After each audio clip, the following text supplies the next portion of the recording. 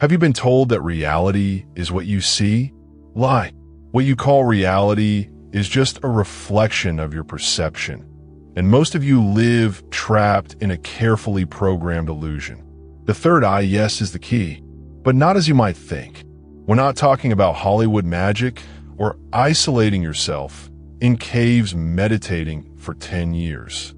We are talking about an ancestral, practical method that activates a forgotten internal technology, your ability to shape the world around you with clarity, energy, and intention.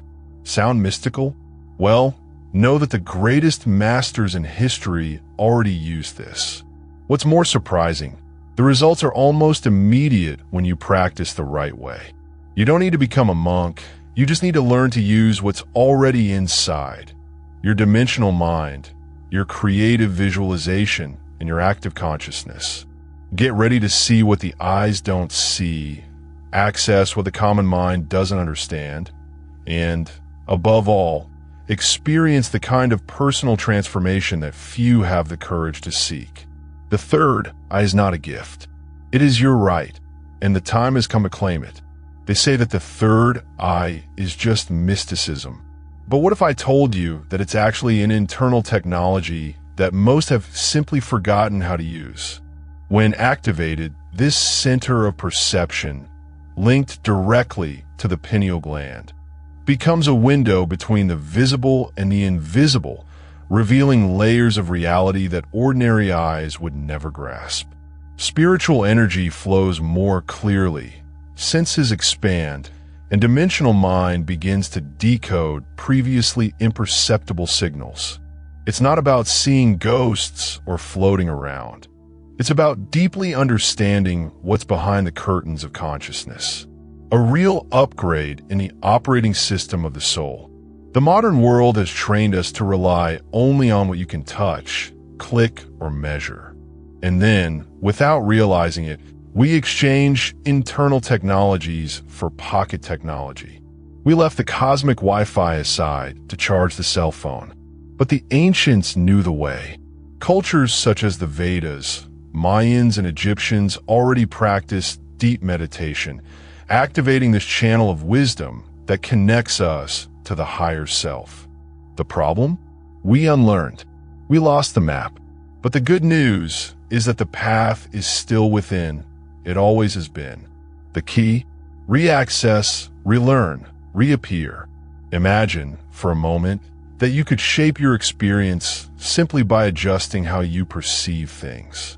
This is what happens when the third eye awakens. It starts with a slight increase in inner awareness. Then comes synchronicities, those impossible coincidences that line up like perfect pieces of a universal puzzle. Alpha frequency stabilizes, mental noise decreases, and creative visualization becomes more vivid. A good exercise? Before bed, close your eyes, take a deep breath, and visualize a beam of violet light between your eyebrows, pulsing. It may seem simple, and it is, but is also powerful. Those who begin to access this new dimension of themselves realize that they can no longer live on autopilot. Everything changes. The choices, the relationships, even the rhythm of time seems different. Reality molds itself to the new vibration. And the question that begins to echo, quietly but firmly, is, what else have I failed to realize until now? And it is at this point that the call of the ancestral traditions resurfaces with force, bringing the wisdom of those who have already walked this path. From the Himalayas to the hot sands of ancient Egypt, there's an invisible thread that connects the great masters of humanity. The activation of the third eye as a practice of expanding consciousness. Yogis, shamans, priestesses, and initiates in diverse cultures have understood that human perception goes far beyond the five senses. Patanjali, in the Yoga Sutras, already spoke of internal technologies to awaken the dimensional mind and access more subtle realities. It was not religion. It was a science of the soul. And today, That knowledge is coming back, like an old friend who never ceased to exist. These sages knew that the pineal gland was the spiritual antenna of the human body, the link between the physical and the invisible. Not by chance, it appears represented in hieroglyphics, mandalas, and even on the domes of temples around the world. The chakras, for example, were energy maps used by these traditions to guide the energetic ascension and connect the individual to the higher self. And get this, they were already using meditation as a tool for emotional cleansing and refinement of perception long before modern science discovered the benefits of alpha frequency. Want a practical tip to reconnect with this ancestral wisdom? Start the day quietly, sitting with your spine erect, visualizing an inverted triangle between your eyebrows. Take a deep breath and think of the word clairvoyance as if it were a seed. This type of creative visualization activates old circuits in the brain, awakening dormant memories and reactivating the flow of spiritual energy. The secret is in constancy, not complexity. The ancients did this daily, and they knew things. As we dive into this ocean of ancient wisdom, we begin to realize that nothing is truly lost. The truth is that knowledge about the third eye has never gone away. It has only been silenced. And the most curious thing is that the more we align ourselves with these practices, the more we realize that the answers do not come from outside. They emerge from within. And within this inside, we find the chakras as catalysts for a deep personal transformation. Think of the chakras as subtle cogs that regulate not only your body, but also your emotional, mental, and spiritual reality. There are 114 in total, but the 7 main ones work as stations for refining spiritual energy. Each of them is a phase of the journey towards enlightenment. From the root chakra, where the most basic instincts live, to the Sahasrara, the one at the top of the head, everything is a path of transmutation. And in the middle of this road, there between the eyebrows, rests the Ajna, the famous third eye. It is the checkpoint where the mind meets the higher consciousness. The Ajna chakra is like a spiritual command center. When activated, it transcends linear logic and activates the dimensional mind, the one that understands without having to understand rationally. It's as if you exchange the GPS for an internal compass. Creative visualization becomes more powerful, synchronicities multiply, and the sense of direction in life aligns with the higher self. At this stage, reality ceases to be something fixed and becomes something moldable. It all starts with perception, and perception comes from the energy that circulates between your chakras. An effective practice? During the meditation, visualize your chakras as spheres of light rising from the tailbone to the top of the head, one by one. When you reach the third eye, imagine a lotus flower slowly opening and pulsating in shades of indigo. This type of exercise, described even in Patanjali's Yoga Sutras, helps to raise your alpha frequency and harmonize your vibrational field. And you know what's crazy? This is not travel. Science already shows that practices like this alter brain patterns, decrease cortisol, and increase neuroplasticity. When energy reaches the crown chakra, we experience a perception beyond self and other. It is non-duality, that state where everything is one, everything is presence, everything is now. And, ironically, it is in this emptiness that we find fulfillment. But before reaching that quiet ecstasy, there's an essential step that many overlook: the power of creative visualization as a tool for concrete transformation. Creative visualization isn't just a cheap motivational trick. It's actually an internal technology that many sages were already using to reprogram reality. When you combine intention with vivid mental imagery, you activate deep brain regions associated with the pineal gland. And that's when the third eye begins to respond.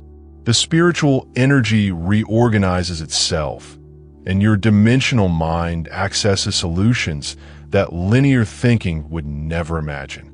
It's like updating the internal software, but without having to reboot the system. Just breathe and imagine. Want a practical example? Close your eyes. Inhale through your nose for a count of 4. Hold for 4, and release for 4. The famous box breathing rhythm. Now, visualize the number 8 glowing in the center of the forehead. Repeat mentally. My perception expands with each breath. This is not just relaxation, it is programming of the consciousness. Over time, you begin to notice subtle changes, more assertive decisions, answers that come out of nowhere, and even creative ideas that feel like direct downloads from the higher self. This practice, in addition to raising your alpha frequency, also activates the reticular system, that part of the brain that filters what you notice in the world. Translation, you start to see opportunities that have always been there, but were hidden by the fog of autopilot. And that's where the magic part comes in, the synchronicities. You think of someone and they call. Imagine an ideal scenario, and he manifests himself. Coincidence? Perhaps. But maybe it's just you learning to talk to reality. And the more you practice, the more you realize that visualizing is not about pretending you already have it, but rather about becoming vibrationally compatible with what you want. Personal transformation happens from the inside out. And when you least expect it, changes manifest themselves at work, in relationships, in health. Only, the most impressive thing is what begins to happen to those who apply this daily. Reports of almost inexplicable experiences begin to emerge. Let's see this closely now. What happens when someone puts all this into practice with consistency and an open heart? Findings, and not just any kind of result. We're talking about changes so precise and out of the ordinary that they can only be explained as synchronicities. There were those who applied the creative visualization exercise with the third eye and, in less than 24 hours, receive an unexpected transfer of an amount that they no longer imagined. Coincidence? Perhaps. But when this starts happening repeatedly, you realize that reality is indeed responding to your new vibration. One client, for example, reported that after 2 weeks of practice before bed, she began to attract job offers that she didn't even know existed. What's more, people she hadn't spoken to in years reappeared with solutions she needed. The curious detail? She used the technique of conscious breathing and visualized a field of light expanding from the third eye. This activation awakened the inner perception in such a way that it began to trust its own impulses more, guided by something greater, by the higher self.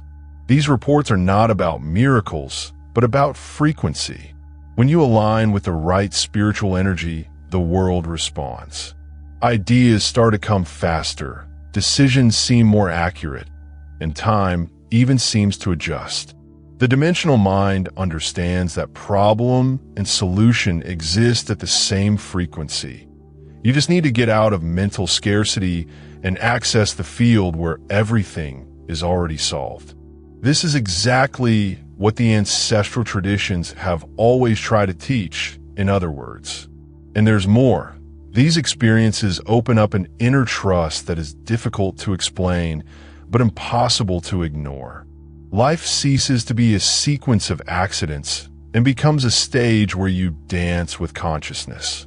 Personal transformation is not a distant promise. It starts with small proofs that something in you is really changing. And when that realization becomes part of who you are, even as identity begins to become more flexible. Most people live as if they were a fixed character, stuck in an identity that they didn't even choose. But the awakening of the third eye shows that identity is more liquid, than it seems. And that is liberating. When inner perception expands, you begin to ask yourself, what if I'm not just what I think I am? Consciousness reveals that we are a patchwork of beliefs, stories, and labels, and that all of them can be resignified. Spiritual energy does not flow where there is rigidity. She needs space to dance. Think of bamboo. It bends in the wind, but it never breaks. This is the invitation of life when we talk about flexible identity. The more you activate the third eye, the more you realize that being yourself is not about staying the same, but about allowing yourself to change. The dimensional mind learns to flow like water, adapting without losing its essence. And it is in this lightness that creative visualization becomes more powerful, because you stop visualizing from a limited version of yourself and start creating as someone who has already understood that anything is possible. Do you want to see this in practice? Notice how you react when something unexpected happens.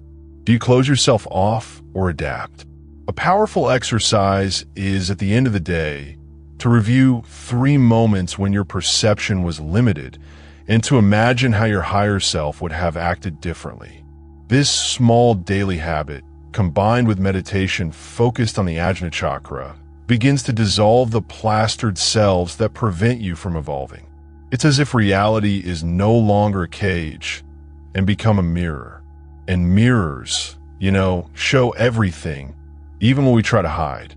This process is not about letting go of who you are, but rather about letting go of who you have always been before learning to limit yourself. Flexibility in perception allows energy to rise through the chakras more fluidly, releasing blockages and setting the stage for a deeper surrender to the higher self. And then something almost magical begins to happen. There comes a time when the mind has done everything. He analyzed, planned, worried, tried to control, and nothing worked. It is at this moment that the real practice begins, surrender.